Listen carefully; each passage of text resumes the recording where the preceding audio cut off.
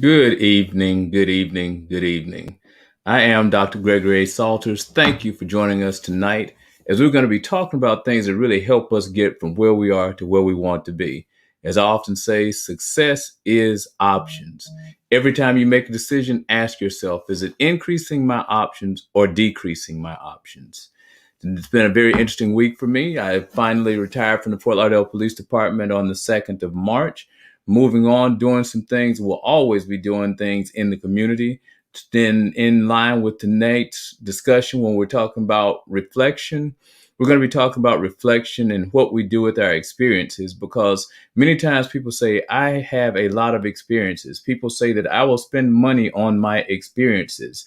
I've dealt with some friends, and you ask them if they were going to spend money or splurge on themselves. Would they buy something, or would they pay for an experience? Some people would rather have the tangible things. Others would rather have the experiences. And I'll tell you, when you have an experience, experiences are great. But when you take time to reflect on those experiences and you gain insight, that's what is most important in life. Because if you have an experience and you don't reflect on it, without that insight, you can't really move forward. You can't really use that to move into and address those situations when they come up again. How many times have you taken an exam and you didn't do as well as you thought you'd do? You reflect on that so that you can improve on it the next time, or you don't make that same mistake twice. Have you ever gone out and you say, wow, I want to lose some weight? You begin doing things, you begin dieting, you begin exercising, and you measure that and you see that you've lost a few pounds. At that point, don't you tend to reflect on what it is that you did that helped you be successful so that you can repeat that? That was the reflection that gave you insight in what you used. It wasn't necessarily the experience. Also, when you're thinking about it from a job standpoint, have you ever gone out and you did not get the promotion that you thought you would get? Did you reflect on that experience? Did you reflect on the process? Did you reflect on things that took place before your process, during the process, so that therefore you can have some insight? Because you know, the only time you are really failing is when you quit. That's the only thing, is when you give up. You cannot give up. So you must reflect on things, make the necessary changes so that you can win going forward. Use that insight to go forward. Also, what about when you are on your job and you've been working very hard, you've been very diligent, doing things, people have been noticing what's been happening? Have you gone out and noticed that, gee, when I did X, when I did Y, and I did Z, it worked and helped me in my career? Then you reflect on that. And that's when you've heard people say it's lonely at the top. It's lonely at the top if you don't bring anyone with you. So what you do is you begin to reflect on the things that help you be successful, gain that insight, and now you share that insight with others. So that's what happens with the leadership position. You've had a lot of experiences. You've done a lot of reflecting. You've got a lot of insight. Now, are you sharing that insight to, one, help you personally, and also to help others that are in your circle? For instance, what I'll be sharing with you all tonight is we're going through a lot of reflection. I have been going through a 28-year career. Many individuals that are on here have been going through years, some of them years in their job, some of them months, some of them days, and some of them hours. No matter what the time frame is, we all should be reflecting on those experiences. I'd like to think about it like a vacation. Have you ever gone on a vacation? Why do you take pictures? Why do you take video? Because you want to have those things memorialized so that you can relive them.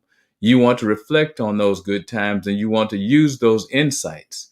How many times have you been out there and you've been on social media and you have seen someone going on vacation somewhere and you're like, wow, those look like a really nice experience. I would like to go there. What are you doing? You're reflecting on someone else's experience, and sometimes they're reflecting on theirs. So therefore, they're gaining that insight to go forward and to make it a better experience for them.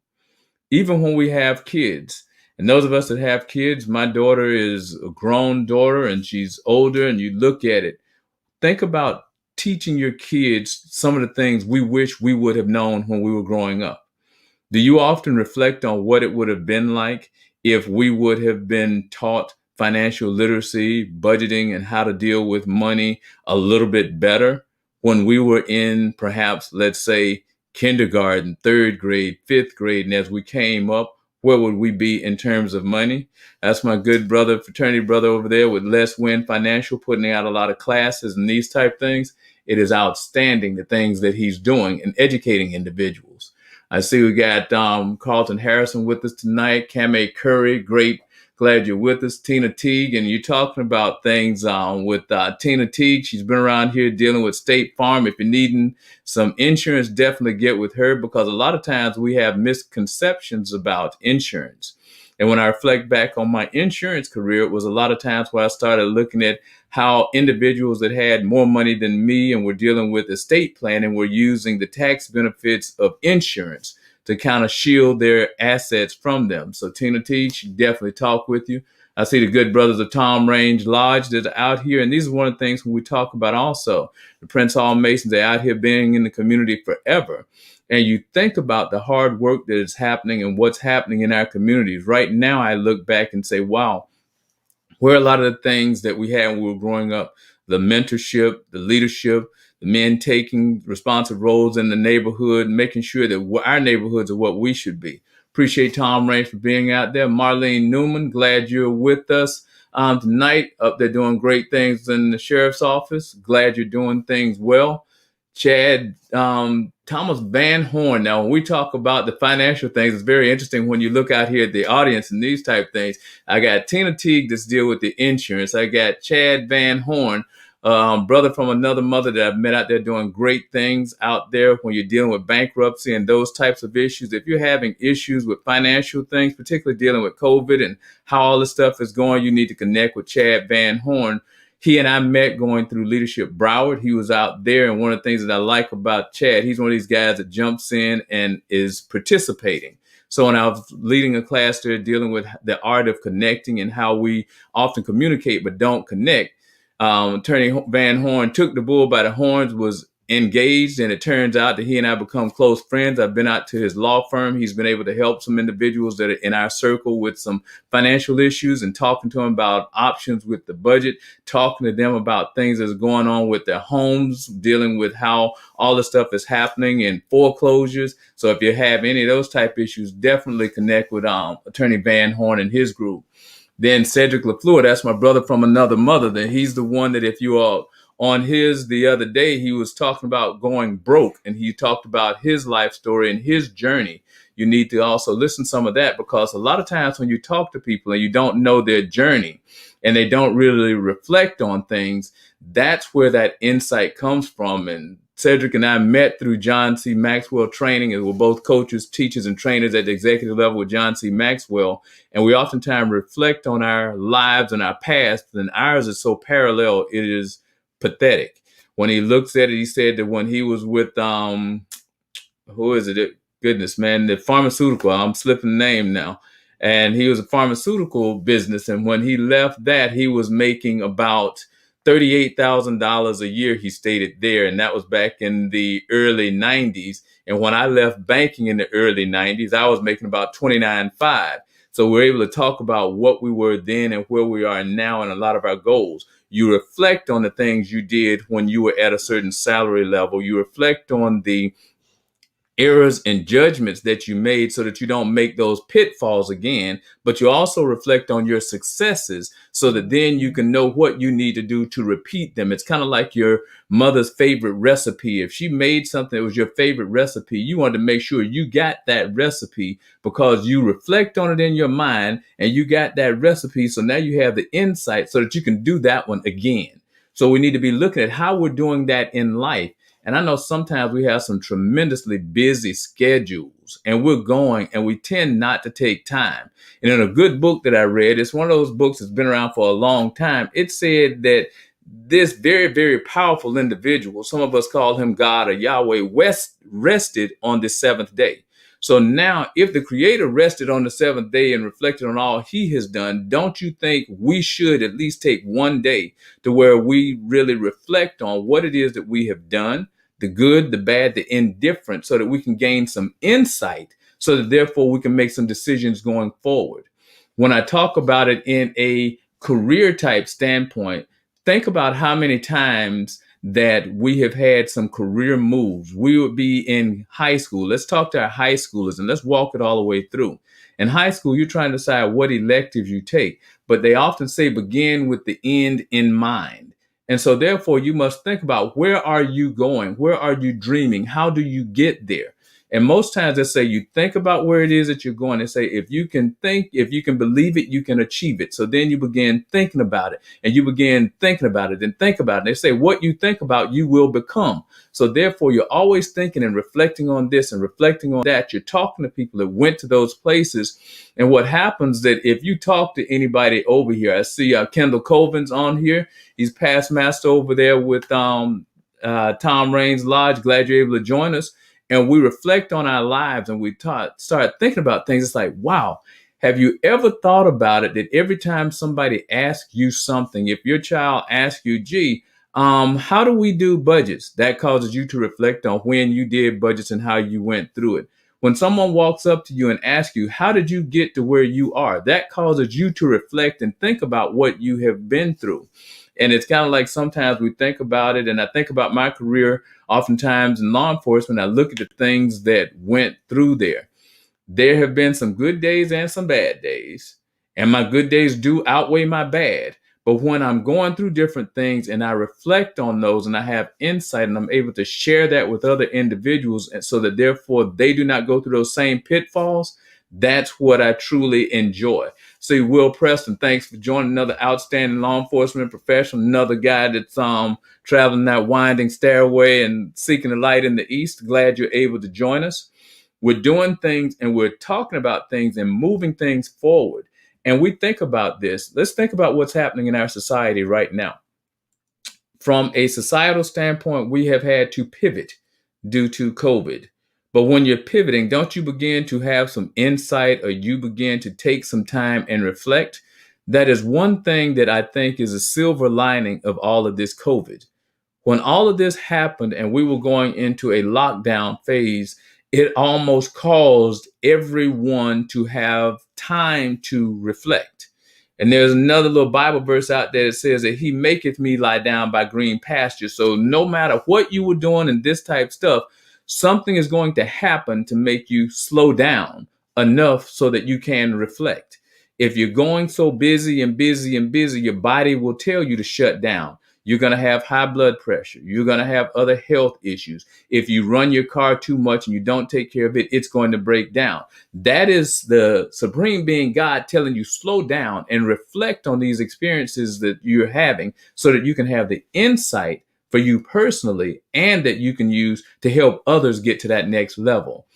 Camille Orr, great having you on here. And this is one thing with Camille. She's a tremendous educator. I've known her for years, out there dealing with the kids. And you're talking about those educators that are on those front lines. She's been there for a long time. And when I reflect back over my careers, it was a direct result of her as to how I was recognized as Broward County School Board and Mentor of the Year for 2014, 2015. I never forget getting a phone call from her, and she's like, okay, now what all have you done this year over here at Charles Drew Elementary School? And we had to go back through and reflect on what we did so that we could provide that insight to the committee that was doing the voting, which led to me being able to earn and humbly accept that honor of being Broward County School Board's Mentor of the Year 2014, 2015. So Camille, I want to thank you for all of your professionalism and for you thinking so much of me to nominate me for that. So when we think about it, think about all of these reflections and the things that we're doing. When we're looking at our lives and we're looking at things that we must do, how many times have we had occurrences that we wish we would have just thought about them just a little bit more? The reflections that we have on things to gain that insight. And when you think about it, people say, talk with your elders and talk with them. And you may hear people say that your mom has, they called it, I'm from the South, they call it mother wit. That's just that intuition, because they've had these experiences that allowed them to gain insight into things, that they have this insight that we didn't have because we haven't reflected on these particular things. And I go back up there to Attorney Van Horn when he's talking about things in the legal matter. You're looking at getting with attorneys and teams of individuals that have the experience and they have reflected on the cases, they have reflected on their education. So therefore, they have more insight into a particular subject. So therefore, they can share that with others.